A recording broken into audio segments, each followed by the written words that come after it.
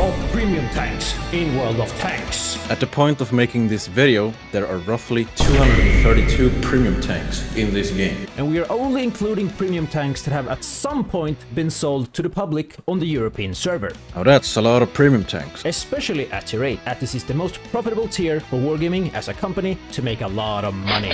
But while there are roughly 100 tier 8 premium tanks alone, roughly, would say about 10 of those tanks are currently crowding the matchmaker. Why is that? One word, or two, I'm not sure. Power creep.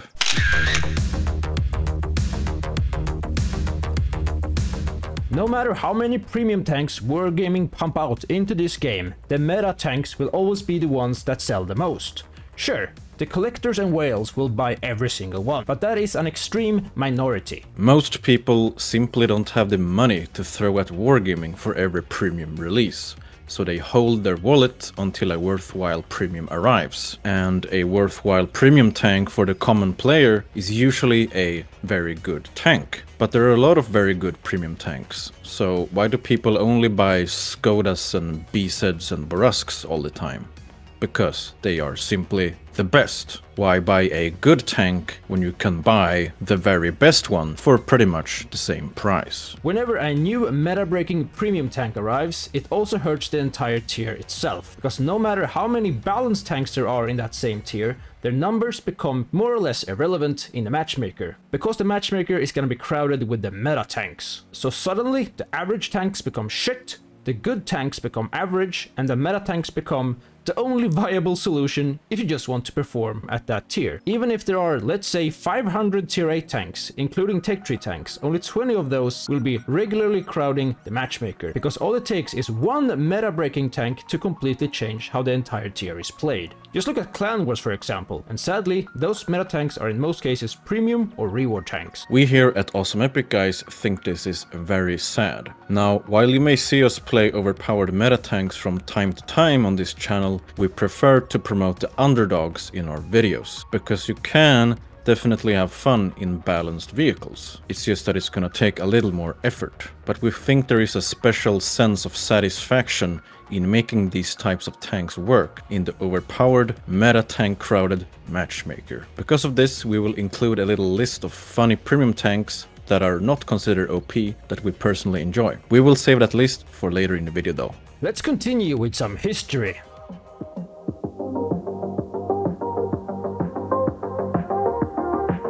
We here at AwesomeEpicGuys have been playing this game more or less actively since 2011. Jesus Christ.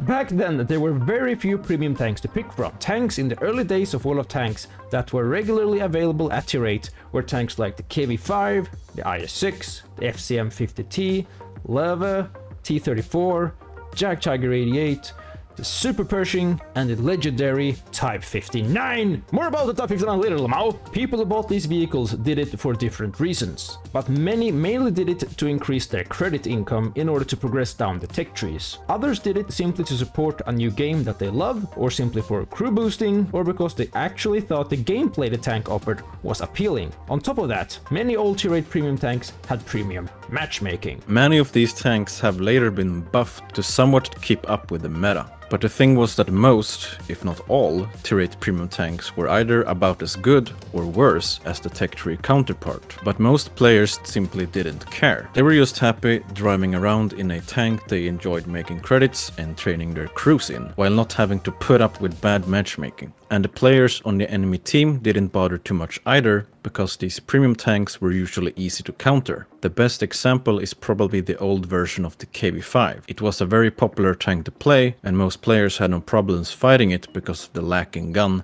and prevalent weak spots. This has greatly changed over the years. Premium tanks have gone from about as good, if not worse, than their tech tree counterpart to straight up much better than their tech tree counterpart, sometimes even to a degree where a tier 8 premium is about as good as a tier 9 tech tree tank. Just as a funny comparison, let's take a look at some of the really good tier 8 premium tanks and compare them to their tech tree counterparts. Skoda T56 is a chic man tier 8 premium tank. The TNH 1005/1000 is worse in almost every single aspect. Worse armor, worse firepower, with similar if not worse mobility. The TNH TVC 51, a whole tier higher, still lacks the alpha and burst damage of the tier 8 premium tank. Sure, the tier 9 tank has better gun handling, but in many situations the tier 8 premium will outperform it simply because of its more powerful cannon.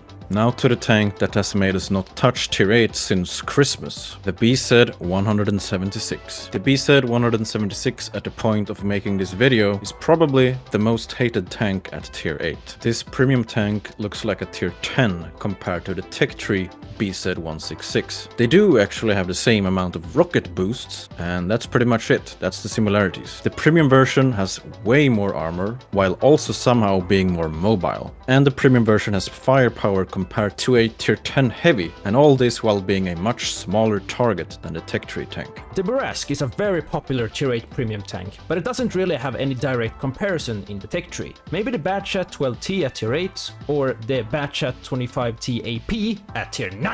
And the Barask makes them both look silly in comparison. It has the same concealment and mobility of a light tank while hitting like an absolute truck with only a 20-second reload. Then we have the somewhat recent Iron Arnie. It's an American tier 8 premium medium tank. What are the tech tree counterparts to that? Probably the Pershing and the T69. Do we need to say more? And then we have an old favorite here at AwesomeEpicGuys. It's the Object 703, the double-barreled Russian beast tank, because of its insane double barrel feature combined with insane armor and pretty damn good mobility. Compare that to the IS-3. The IS-3 is worse in literally everything. Worse armor, worse mobility, and just one lower performing gun compared to the 703. And then we have the KV-4 and the IS-22. Would you pick any of these tanks over the Object 703? We sure as hell wouldn't. Now, let's go way back in time to the first tier 8 premium controversy, the Type 59.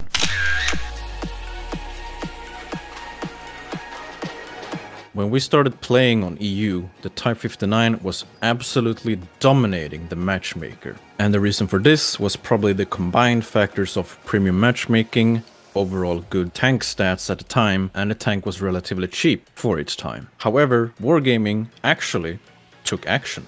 The Type 59 was not only removed from the shop for a very long time, but it also received an indirect nerf when wargaming changed the matchmaker of the game. As the main reason why people hated the tank was the fact that it was seemingly always top tier and in every single game you played. As the tank got indirectly nerfed, it caused some drama within the World of Tanks community, but it was nothing compared to the Super Pershing drama that got a direct armor nerf. This eventually resulted in wargaming actually offering people a gold refund. Now you may ask, why are we even mentioning this now?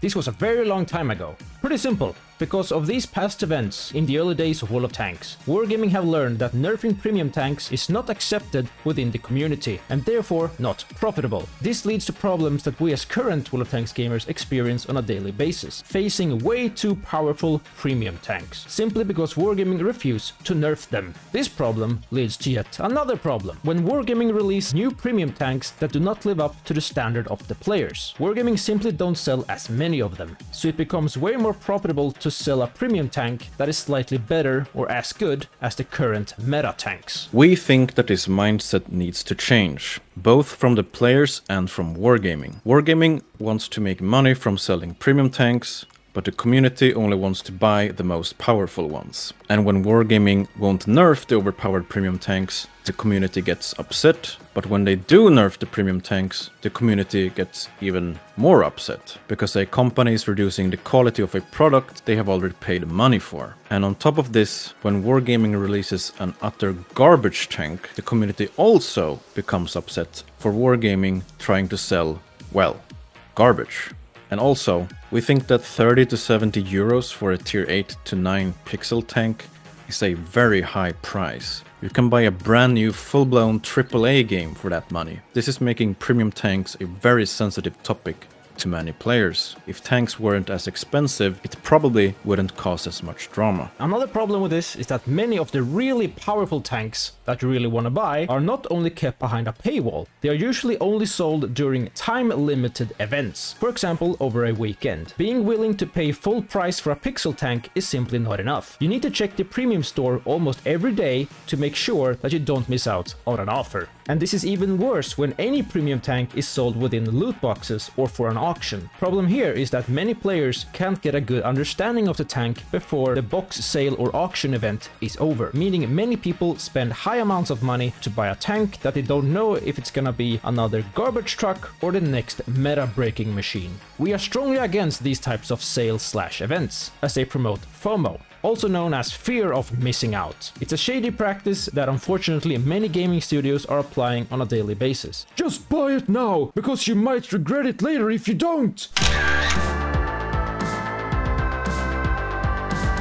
We have already been suggesting solutions to all of these problems in the past. Links to all of those videos will be provided in the description or in a card above. But to make it short, the mindset of both the players and wargaming needs to change. We think that a game in the long run would be much healthier and more fun if wargaming simply nerfed the overpowered premium and reward tanks. And the community needs to simply accept that what they have paid for is subject to change. When you purchase anything within any video game, you are actually not buying a finished product or ownership of that product. What you are paying for is access for a feature that is already within the game, and the owner of that game is the developers, and in this case, wargaming. Problem with this is that it would definitely hurt future sales of premium tanks, as the community will become more reluctant to buy new ones as they might get nerfed in the future, and obviously wargaming don't want that. We do however believe that it would benefit the game in the long run. Unfortunately, most if not all companies worldwide are working towards short-term profit,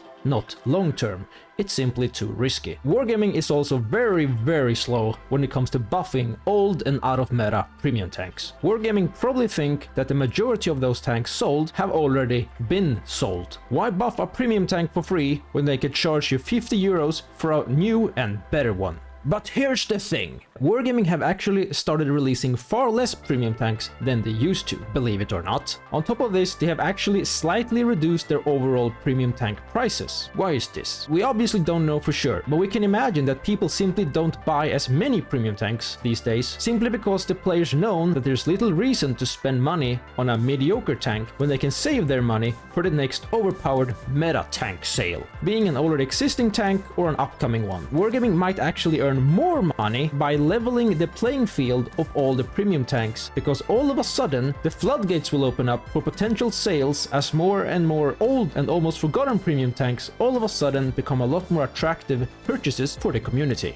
If wargaming actually made all tier 8 premium tanks attractive again by simply nerfing the overpowered ones and buffing the bad ones, imagine how much money they could make, because as of now people are simply holding onto their wallets in wait for the next overpowered meta tank sale, rather than buying some of the older, not as competitive stuff. On top of all of this, we feel that when wargaming are making new premium tanks, they have lost their ability to make them fun without making them stupidly overpowered. Looking at you, BZ176, that tank is a great example of going too far. I don't know about you guys, but a silly and stupid rocket mechanic would alone probably have been enough to make very good sales. But with many of the recent premium tanks, they are either smoking, hot and boring garbage or game-breaking overpowered. Is it really that difficult to make a premium tank fun without making it too powerful? Here are a couple of examples that we made. The old AMX 1357 at tier 7. This light tank is very popular within the community, simply because the sheer amount of bullets it has in its magazine, which offers very enjoyable gameplay, and also very good for some missions. But it's more or less the same tank as the Tech Tree one, but spread out less damage over more shells, resulting in a very satisfying experience, in our opinion. Then we have old tanks like the Super Pershing. Sure, the Super Pershing was recently buffed again, but this tank at launch was literally the regular Pershing at tier 8, but made slower because of the extra added armor. And this completely changed the way you play the tank.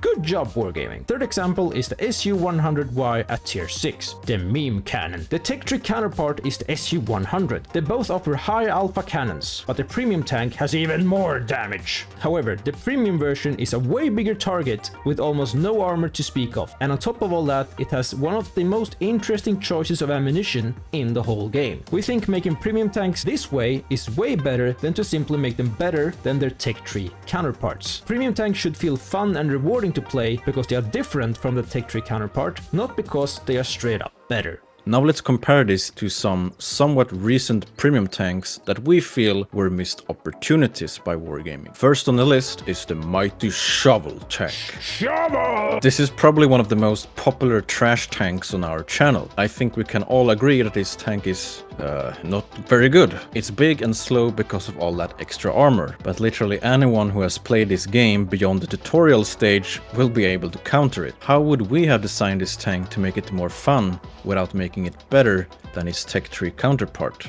Simple. Give it a mechanic that lets you adjust the elevation of the shovel. That's pretty much the entire selling point of this tank. For example, you could raise or lower it to cover up your weak spots, or to make it even easier, you could simply just press the X key and it would make the shovel deploy into the dirt, making the tank stationary while entering a type of siege mode that improves the gun stats but makes you unable to move the hull. All of a sudden, this tank would still probably be shit, but at least a true joy to play. Another example is a Christmas loot box tank, the Bofors Tungvagn. It doesn't have any weak spots at all. This tank was marketed by Wargaming by telling the community that it had insane gun depression and insane turret armor. Sounds pretty meta, right?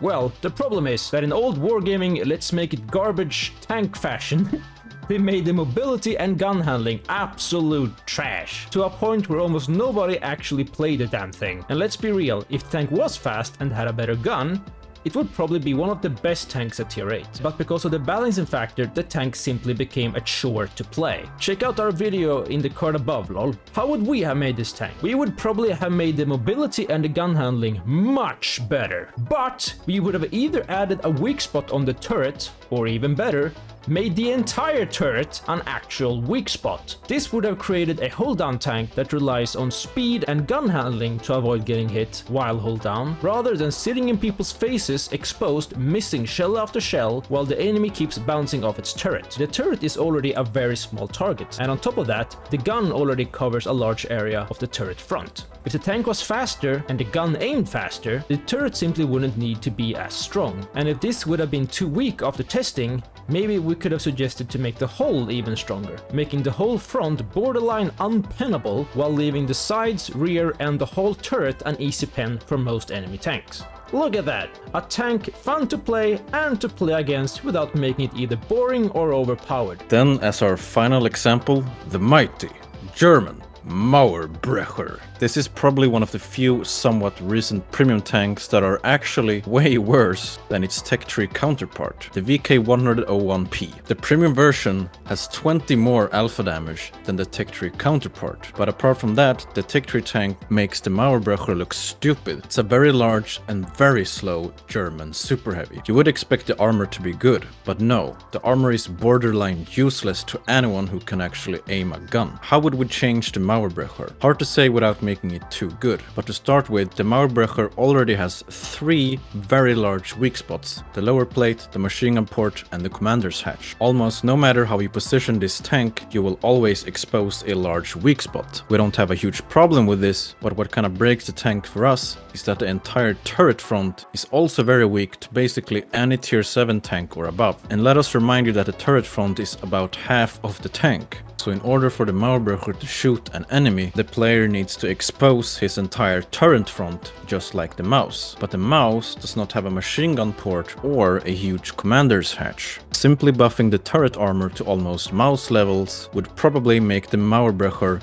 much more enjoyable, because at that point the enemy at least needs to take a few seconds to aim at a weak spot before shooting, compared to the tank in its current state where almost any enemy tank can just snap a shell in the general direction of the turret and they will pen it. So buffing the turret front is in our opinion the best way to buff this tank without making it too good. This would indeed make it more similar than the tech tree tank, but hey, at least you get a bike. If you don't want to touch the stats of the tank, as an alternative, simply add a mechanic to the Mauerbrecher instead to make it more interesting. According to the Armored Patrol, there are reports of Wargaming testing out the reserve track mechanic on other tanks than the Joe tanks, one of the tanks included being the Mauerbrecher. A reserve track mechanic would definitely spice up the gameplay of the Mauerbrecher a little bit, making it more unique than the tech tree tank.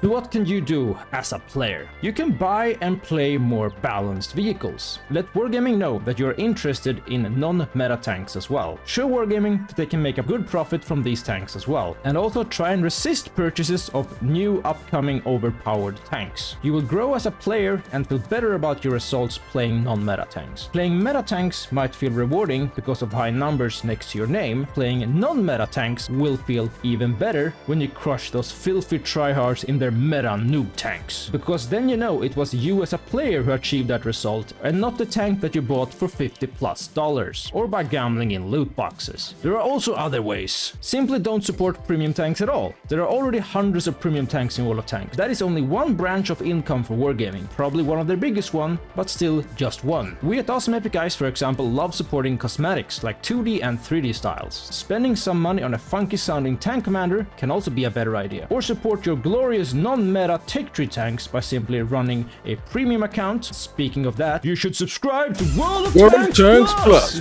To summarize it, you can support World of Tanks without supporting their shady business practices.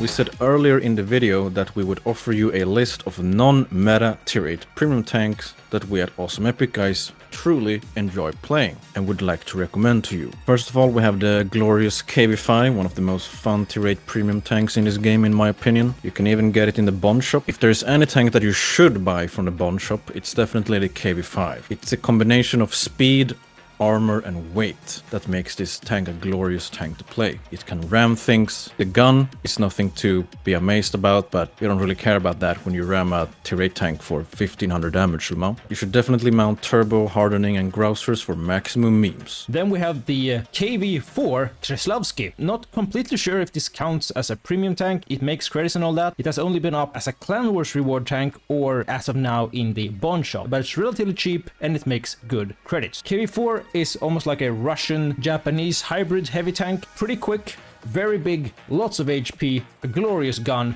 The real only downside is the lack of armor. It's definitely not a meta tank, still it's very much fun to play, as you have probably seen on our YouTube channel a couple of times. Definitely recommend this one. T103, or the Chong Tonk, as it's known on this channel, is an extremely underrated Soviet tank destroyer. It's like a tank destroyer heavy tank hybrid with a very punchy and powerful gun. And on top of that, it has a fully rotatable turret and it looks funny.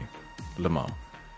Then we have the Super Pershing. The Super Pershing at release had very good armor, which was later nerfed quite a bit, and Wargaming offered a refund, but not too long ago it was actually buffed. I don't think the armor was buffed, but they buffed the mobility and the gun. And right now it's nothing amazing, nothing to write home about, but it's just an overall fun and enjoyable tier 8 medium tank that plays like a heavy. And on top of all that, it actually has premium matchmaking. Highly recommend this. Then we have the Lorraine 40T. I think this tank was recently added in the Bond shop as well, so if you got a lot of bonds laying around and you don't want to spend real money on a premium tank, it's a pretty good option. At release, the Lorraine 40T was by many considered a bit too good, but over the years the power creep has dropped it down to, I would say, about average. It's fast, it has a very fun and funky autoloader, but the main downside is the sheer size and lack of armor. But if you feel dirty playing autoloaders like the Barask or the Skoda or the Progetto, the Lorraine 40T is a very good alternative. And then the AMX CD105, which at first glance just looks like your average tier 8 TD with no funky gimmicks at all, but is extremely underrated and has troll armor, a really good gun, and really good mobility as well. I would say that the AMX CD105 is one of those tanks that when you look at the numbers, it looks very meh,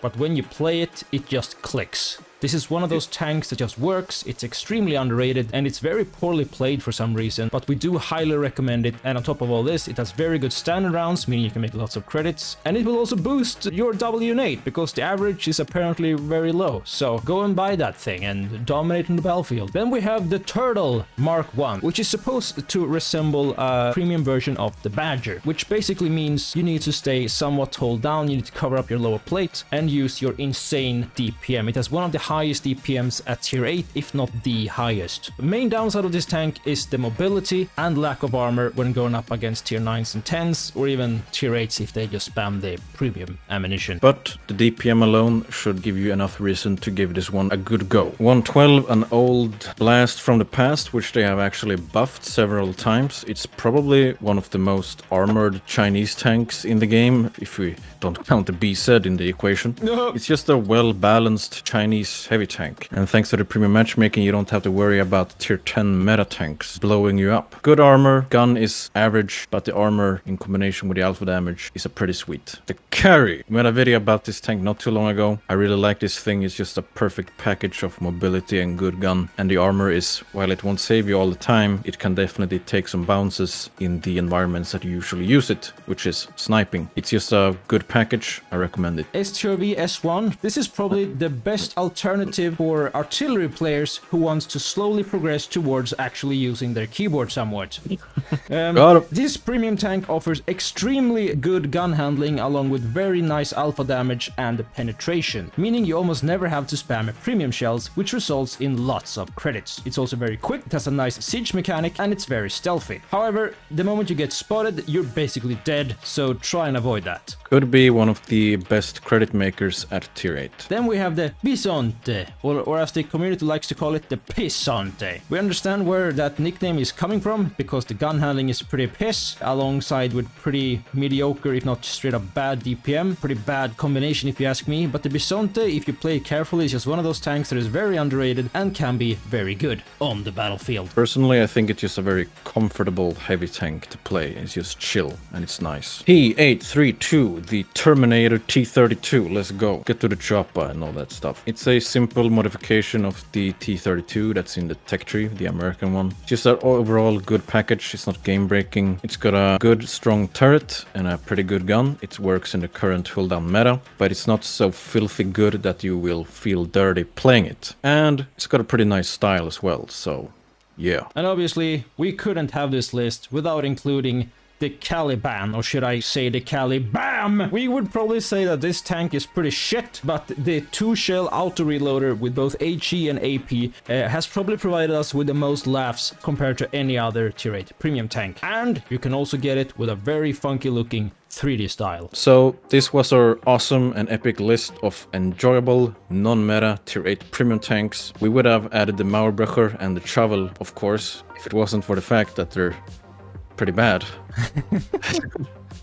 Alrighty, so what do you guys think about this premium tank problem or problems? Is the community as much to blame as wargaming is? Or maybe you think that we are talking straight out of our buttholes? Maybe you think that we're speaking nonsense here. Please let us know what you think in the comments below, and we will try to respond and read as many of them as possible. And while you are down there, make sure to share the video with your friends and your mothers and dogs. And if you haven't already, of course, don't forget to subscribe to the channel. Thank you very much for watching. We'll see you in the next video. Bye-bye.